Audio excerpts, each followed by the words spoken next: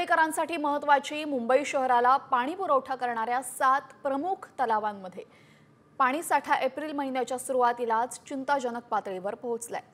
सध्या तलावांमध्ये केवळ 33% पाणीसाठा शिल्लक आहे। मुंबईमधील तलावांमध्ये पाणी पातळी कमी झाल्याने लवकरच पाणी कपातीचा निर्णय घेतला जाण्याची शक्यता वर्तवली जाते आणि त्याचमुळे मुंबईकरांनी पाण्याचा वापर काटकसरीने करावा असं आवाहन मुंबई महापालिकेने केलेलं आहे।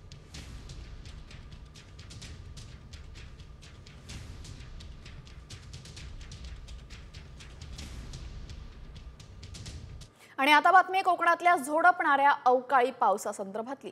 सावंतवाडी तालुक्यामध्ये बांदा शहर आणि परिसरामध्ये चक्रीवादळासह मुसळधार पावसाने झोडपून काढलेले आहे। तब्बल 2 तास झालेल्या मुसळधार पावसामुळे झाडं उन्मळून पडली, काही वेळासाठी वीज पुरवठा खंडित झाला। मुसळधार पावसाचा काजू आणि केळी पिकाला मोठा फटका बसलाय।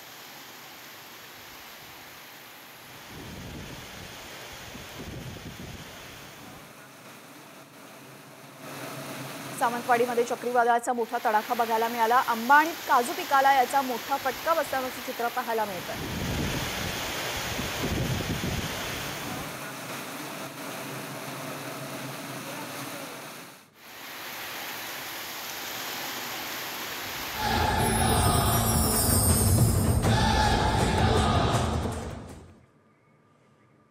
तर आज देशासह राज्यभरामध्ये आपण पाहतोय रामनवमीचा उत्साह आहे आणि याच रामनवमी संदर्भातल्या महत्त्वाच्या बातम्यांचा घेऊयात वेगवान आढावा।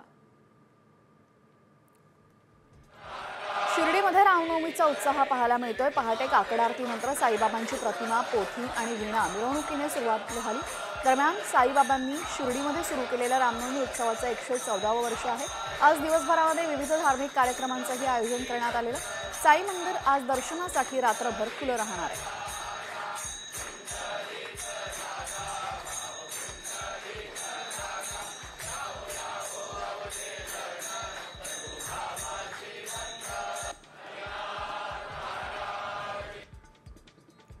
संत गजानन महाराज मंदिरामध्ये रामनवमी सोहळा साजरा होतोय। राज्यभरातून शेकडो दिंड्या शेगावात दाखल झालेल्या आहेत। सकाळी पहाटेची आरती झाली असून रामनवमी सोहळ्याला सुरुवात झालेली आहे। शेगावात लाखो भाविकांची गर्दी दिसून आलेली आहे।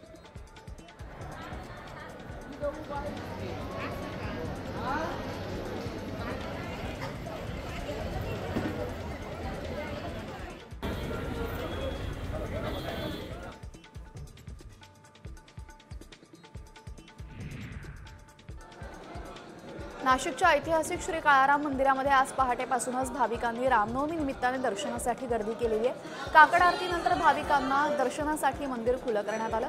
दुपारी 12 वाजता राम जन्मोत्सव सोहळा काळाराम मंदिरात पार पडणार आहे।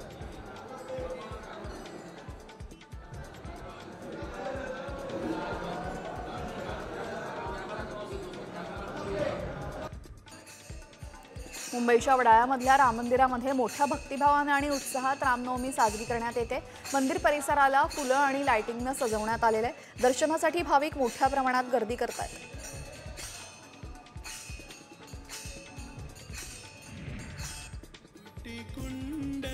देशभरात रामनवमीचा उत्साह पाहायला मिळतोय। अयोध्येमध्ये दुपारी 12 वाजता रामजन्मोत्सव सोहळा पार पडणार आहे। रामलल्ल्याच्या दर्शनासाठी मोठी गर्दी झाली। अयोध्येच्या मंदिरामध्ये आकर्षक सजावट करण्यात आली आहे।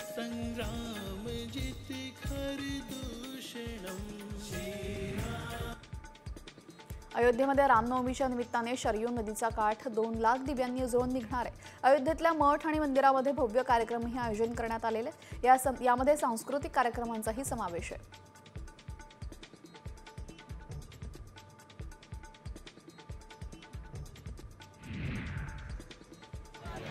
आज वाशिमच्या पोहरादेवीमध्ये रामनवमी यात्रा महोत्सव साजरा होतोय। मुख्यमंत्री देवेंद्र फडणवीस सपत्नीक जगदंबा मातेची शासकीय पूजा करणार आहेत। त्यानंतर मुख्यमंत्री फडणवीस संत सेवालाल महाराजांच्या समाधीचे दर्शन घेतील। पोहरादेवीमध्ये यात्रेसाठी देश विदेशातील लाखो बंजारा भाविक पोहोचले।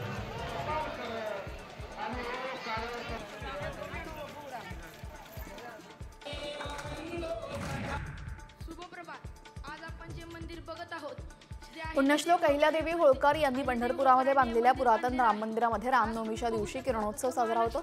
चंद्रभागेच्या तीरावर होळकर वाड्यातील राम मंदिरामध्ये वर्षातून केवळ रामनवमीच्याच दिवशी किरणोत्सव साजरा होतो। छताच्या झरोक्यातून सूर्यकिरणांचा प्रकाश प्रभू श्रीरामांच्या मूर्तीवर पडणार आहे। दरम्यान या प्रकाशाने संपूर्ण राम मंदिर उजळून निघतं।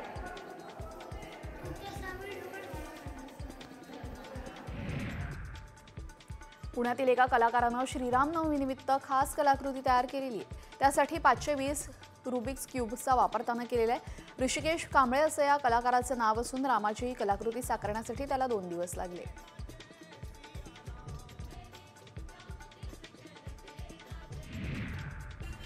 मुंबईमध्ये रामनवमीनिमित्त मालवणीमध्ये पोलिसांकडून रूट मार्च काढण्यात आला. गेल्या वर्षी रामनवमीला मालवणीमध्ये 2 समाजात तेढ निर्माण झाली होती. त्यामुळे या पार्श्वभूमीवर आज कोणताही अनुचित प्रकार घडू नये यासाठी पोलिसांकडून रूट मार्च करण्यात आलं.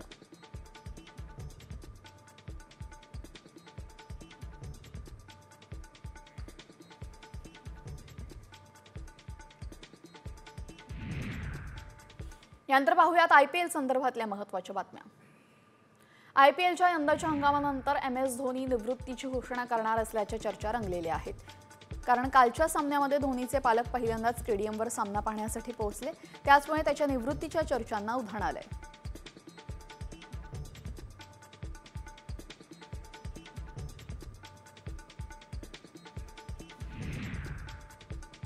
IPLमध्ये राजस्थान रॉयल्सनं पंजाब किंग्सचा 50 धावांनी धुव्वा उडवला. राजस्थाननं पंजाबला विजयासाठी 206 धावांचं आव्हान दिलं. मात्र पंजाबला 20 ओव्हरमध्ये 9 विकेट्स गमावून 155 धावाच करता आलेले. राजस्थानने यासह पंजाबचा विजयी रथ रोखला. राजस्थानचा हा या मोसमातील एकूण आणि सलग दुसरा विजय ठरलेला आहे. संजू सॅमसनच्या नेतृत्वात राजस्थाननं ही कामगिरी केली आहे.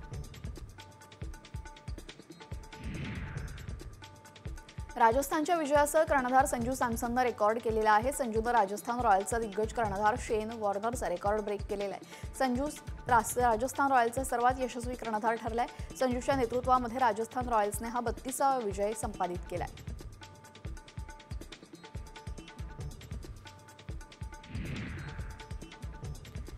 दिल्ली कॅपिटल्स विरुद्धच्या सामन्यामध्ये चेन्नई सुपर किंग्सला पराभवाचा सामना करावा लागला. पहिल्यांदा बॅटिंग करताना दिल्लीने 181 धावा केल्या. धावांचा पाठलाग करताना CSK संघाला केवळ 159 धावा करता आल्या.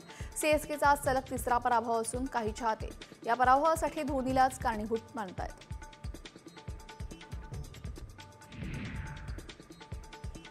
एकापेक्षा एक सरस अशा स्फोटक फलंदाजांचा संघ, परंतु पदरी पराभवाचा हॅट्रिक अशा चक्रव्यूहामध्ये अडकलेल्या हैदराबाद संघासमोर आता तळाच्या स्थानातून प्रगती करण्याची वेळ आलेली आहे. IPLमध्ये त्यांचा सलग 2 विजय मिळवणाऱ्या गुजरात संघाविरुद्ध आज सामना होतोय.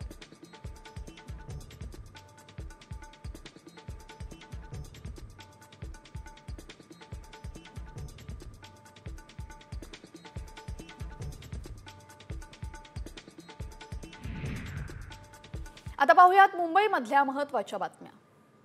मुंबईचे डबेवाले बुधवारपासून सुटीवर जाणार आहेत. त्यामुळे 9 एप्रिलपासून 6 दिवस ही सेवा बंद राहील. मुंबईतील बहुसंख्य डबेवाले मुळशी, मावळ, खेड, आंबेगाव, जुन्नर या तालुक्यातील येतात. दरम्यान या गावांमध्ये सध्या यात्रा सुरू झालेल्या आहेत. त्यामुळे यात्रांमध्ये सहभागी होण्यासाठी डबेवाले सुटीवर जाणार आहेत.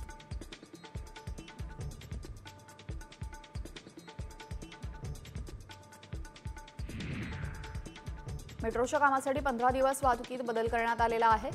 माजीवाडा मेट्रो स्टेशनवर 5 ते 20 एप्रिल दरम्यान मेट्रोचे छत उभारण्यासाठी कॉलम उभे केले जाणार आहेत आणि या काळामध्ये माजीवाडा ब्रिजवर मुंबईकडनं नाशिक अथवा घोडबंदरकडे जाणारी सर्व प्रकारची वाहतूक पूर्णपणे बंद असेल. ही वाहनं ज्युपिटर हॉस्पिटल समोरील रोडने वळवली जातील.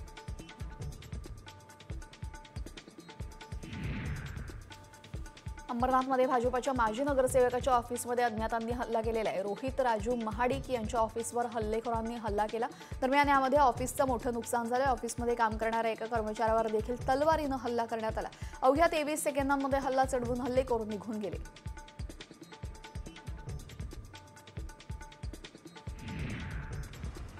स्वयंघोषित कथित Dombivli king reel star Surendra Patil याला अखेर ठाणे पोलिसांच्या खंडणी विरोधी पथकानं नाशिक येथून अटक केलेली. त्याच्यावर डोंबिवलीमध्ये लैंगिक अत्याचार प्रकरणी गुन्हे दाखल होते. आता पुढील तपासासाठी मानपाडा पोलिसांच्या ताब्यात तो आहे.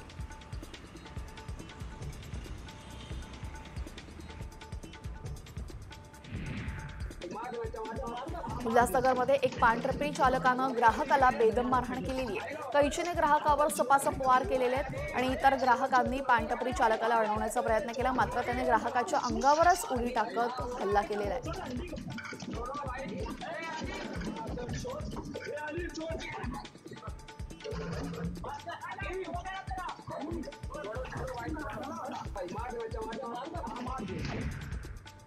आणि आता लातूरमधून एक धक्कादायक बातमी। लातूर महापालिकेचे आयुक्त बाबासाहेब मनोहरे यांनी स्वतःवरच गोळी झाडून आत्महत्येचा प्रयत्न केलाय। या घटनेमुळे एकच खळबळ उडाली। शासकीय बंगल्यावर काल रात्री 11:15च्या सुमारास त्यांनी रिव्हॉल्व्हरमधून डोक्यामध्ये गोळी झाडण्याचा प्रयत्न केला।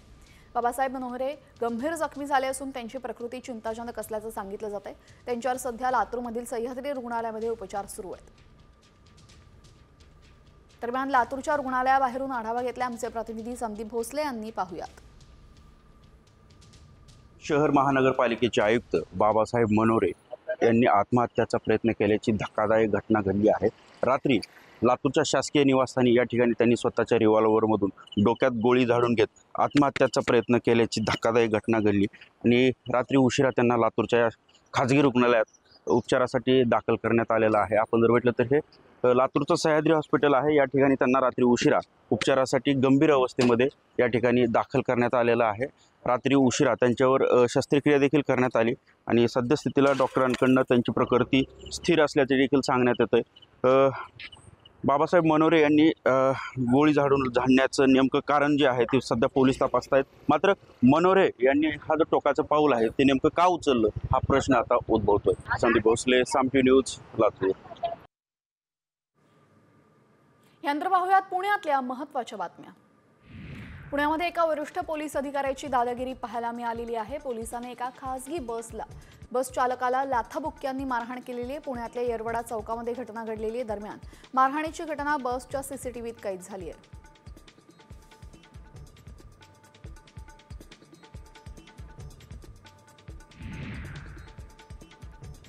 पिंपरी चिंचवडच्या काळभोर नगर परिसरातून चालत जात असलेल्या महिलेला तिघांनी जबरदस्तीने उचलून स्कॉर्पिओमध्ये अपहरण केलं। ही सर्व घटना सीसीटीव्हीत कैद झाली। कौटुंबिक वादातून अपहरण झाल्याचा पोलिसांना संशय। याबाबत पिंपरी पोलिसात नोंद करण्यात आली आहे।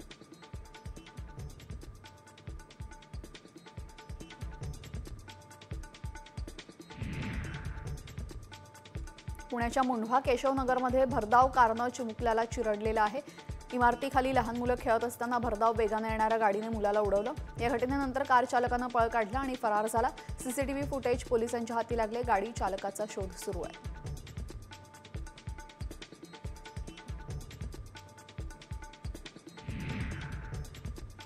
आंबेगाव तालुक्यातील टाकेवाडी इथं कोंबडी चोर बिबट्यानं दहशत माजवलेली आहे।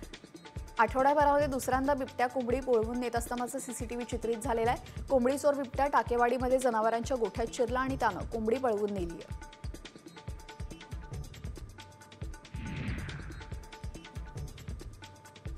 चैत्र यात्रेनिमित्त एकविरा देवीचा पालखी सोहळा मोठ्या उत्साहात आणि थाटामाटात पार पडला।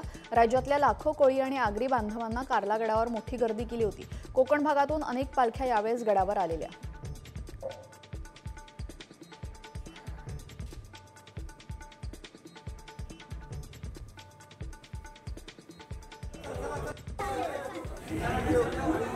यानंतर बातम्या पाहूयात मराठवाड्यातल्या। महादेव गित्तेंच्या पत्नी मीरा गित्ते यांनी बीड कारागृहातील सीसीटीव्ही फुटेजची मागणी केलेली आहे। मारहाणीची घटना रेकॉर्ड झाली असेल त्यामुळे ते व्हिडिओ महत्त्वाचे आहेत अशी प्रतिक्रिया मीरा गित्ते यांनी दिली। बीडच्या कारागृहात वाल्मिक कराड आणि बबन गित्ते गँगचे महादेव गित्ते एकमेकांना भिडल्याची माहिती समोर आली आहे।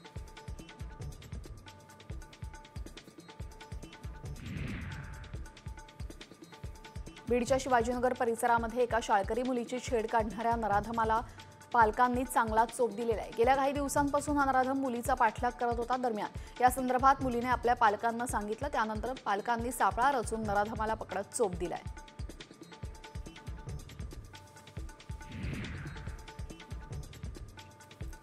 धाराशिव जिल्ह्यामध्ये मनाला चटका लावणारी घटना घडलेली। निरोप समारंभाच्या कार्यक्रमामध्ये भाषण करताना मुलीचा अंत झालाय। धाराशिवमध्ये परंडा इथं शिंदे महाविद्यालयामध्ये ही घटना घडल्याचं समोर आलेलं आहे। निरोप समारंभाच्या कार्यक्रमातच विद्यार्थिनीचा मृत्यू झाल्यामुळे परंड्यात शोककळा पसरली।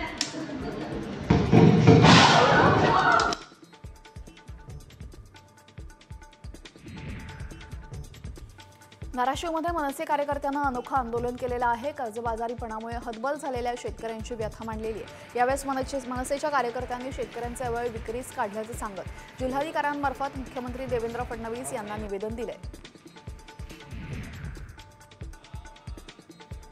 चैत्र पौर्णिमा यात्रेमध्ये भाविकांसाठी तुळजाभवानी मंदिर 22 तास खुलं राहणार आहे। 11 ते 15 एप्रिल दरम्यान चैत्र पौर्णिमा यात्रा असेल। यावेळेस मंदिर रात्री 1 वाजता चरणतीर्थ पूजेनंतर खुलं करण्यात येईल आणि रात्री 10:30 प्रक्षाळ पूजेनंतर बंद होईल।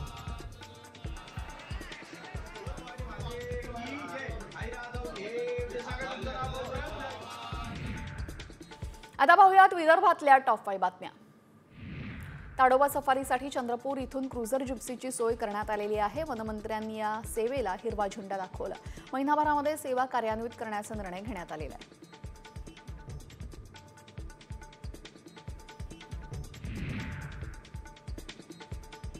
नागपुरात रामनवमीच्या पार्श्वभूमीवर तयारी पूर्ण केल्याची माहिती पोलीस आयुक्त डॉक्टर रवींद्र सिंघल यांनी दिली। शोभायात्रेच्या संपूर्ण मार्गाची आम्ही पाहणी केलेली आहे। कुठे अडचण नसून बंदोबस्तासाठी SRPF होमगार्ड तैनात केल्याची माहिती पोलीस आयुक्तांनी दिली आहे।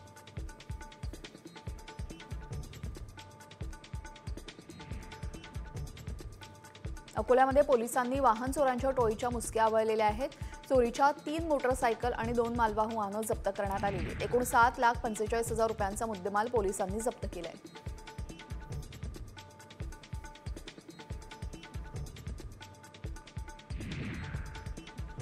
गुन्हेगारीला चाप बसवण्यासाठी पोलीस अधीक्षक विश्व पानसरे यांनी बुलढाण्यामध्ये ऑन द स्पॉट FIR ही संकल्पना राबवण्यास सुरुवात केली। जिल्ह्यामध्ये कुठेही गंभीर गुन्हा घडल्यास त्या ठिकाणी पोलीस संपूर्ण यंत्रणेसह जाऊन तात्काळ चौकशी करतील। साक्षीदार पंचहजार करून स्पॉटवरच गुन्हा नोंद करतील। राज्यातील हा पहिलाच प्रयोग आहे।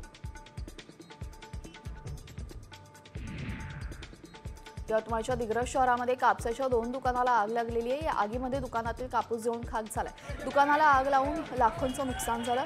शॉर्ट सर्किटमुळे ही आग लागल्याची प्राथमिक माहिती अग्निशमन दलानं आगीवर नियंत्रण आणलेलं आहे।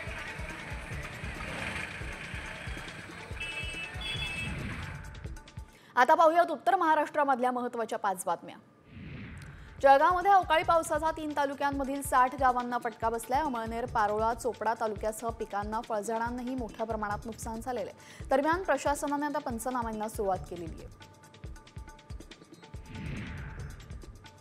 नंदुरबार जिल्ह्यामध्ये झालेल्या वादळी वाऱ्यासह गारपिटीमुळे 378 हेक्टर क्षेत्रामध्ये नुकसान झालेलं आहे। गंगापूर आणि ठाणेपाड्या परिसरामध्ये सर्वाधिक कांदा आणि मका पिकांचं नुकसान झालंय। तसेच वादळी वाऱ्यामुळे या सर्व परिसरामध्ये 20 घरांची नासधूसही झाली आहे। नाशिकमध्ये कुंभमेळ्याच्या पार्श्वभूमीवर अखिल भारतीय संत समितीची बैठक पार पडली। यावेळेस गोहत्या बंदी कायदा लागू करावा, यासोबतच धर्मशास्त्रावर बोलणाऱ्यांवर बंदी आणण्यात यावी, यासोबतच साधू संतांच्या राहण्याची व्यवस्था आणि सुरक्षा यासारख्या अनेक मुद्द्यांवर चर्चा करण्यात आली। नंदुरबारच्या केलापाणी गावामध्ये रस्ता नाही म्हणून उपचारासाठी 15 किलोमीटरचा जीवघेणा प्रवास करावा लागतो। या गावामध्ये स्वातंत्र्य काळापासून जायला रस्ताच नाहीये, म्हणजेच बांबूच्या झोळीतून आदिवासी महिलांना 15 किलोमीटर जंगलातून जीवघेणा प्रवास करावा लागतो। कुठलाही आजार झाल्यास 5 तास झोळीतून प्रवास करणं अनिवार्य ठरतंय। आता कोकणातल्या टॉप 5 बातम्या। रत्नागिरी जिल्ह्यामध्ये पाणी टंचाईची झळा जाणवू लागलेल्या आहेत। रत्नागिरीतल्या सोमेश्वर गावामध्ये पाण्याचा पहिला टँकर धावलेला आहे। रत्नागिरी तालुक्यातल्या 5 गावांना टँकरनं पाणी पुरवठा येतोय। दरम्यान सोमेश्वरच्या पाळंदळी आणि गुरुवाडी टँकरने पाणी पुरवठा सुरू आहे।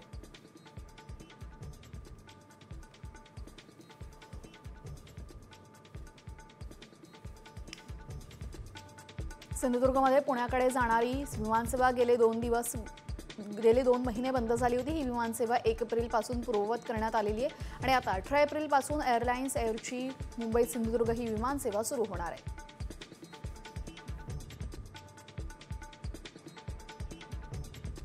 सिंधुदुर्गातील तिथवली इथे काही दिवस बिबट्याचं दर्शन होत होतं।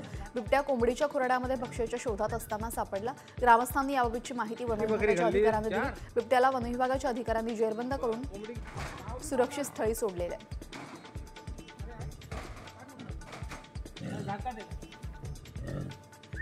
गुहागरच्या शृंगारतळी बाजारपेठेमध्ये हॉटेल्स तसेच बांधकामाचं सांडपाणी सोडल्यामुळे 8 बोरवेल 1 विहीर बाधित झालेली। यामुळे ग्रामस्थ संतापले असून दूषित झालेल्या पाण्याचे नमुने प्रदूषण मंडळाकडून तपासणीसाठी देण्यात आलेले आहेत। भविष्यामध्ये पाण्याची व्यवस्था कशी करायची असा सवाल यावेळेस ग्रामस्थ प्रशासनाला विचारतायत।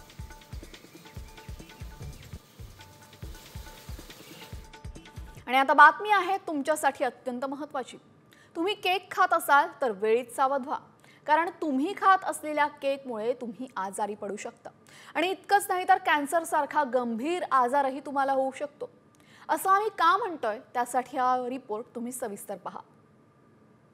हेलो फ्रेंड्स, सस्ते सस्ते केक्स एंड क्रीम रोल्स खाते हो ना बाहर जाके, देखो बनते कैसे हैं। कितने अनहाइजीनिक गंदे तरीके से आपके लिए खाना हैंडल किया जाता है। Think of the quality of the ingredients, कैसा मैदा, चीनी, ऑयल, बटर यूज किया जाता है कि सब कुछ फेक होता है। कैंसर कॉजिंग आर्टिफिशियल कलर्स भी यूज किए जाते हैं। आज सस्ता खाना खा रहे हो, कल महंगे महंगे डॉक्टरों के बिल किसके बनेंगे? आपके बनेंगे, सोचो। तुम्ही केक खाताय तर सावध व्हा, कारण असे केक खात असाल तर आजारी पडू शकता। इतकंच नाही तर कॅन्सर सारखा गंभीर आजार होऊ शकतो असा दावा करण्यात आलाय। स्वस्त केक खाल, कॅन्सर न जाल। आवडीनं केक खाणं पडेल महागात। व्हायरल व्हिडिओ मागचं सत्य काय?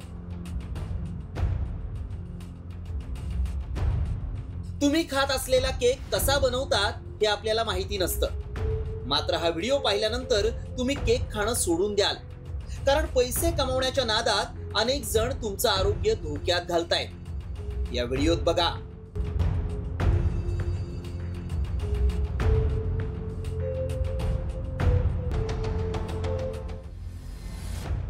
कशा प्रकारे केक बनवला जातोय, कसलीही स्वच्छता नाही, त्यात रंग वापरले जात आहेत, त्यामुळे आपल्या जीवाला धोका निर्माण होऊ शकतो।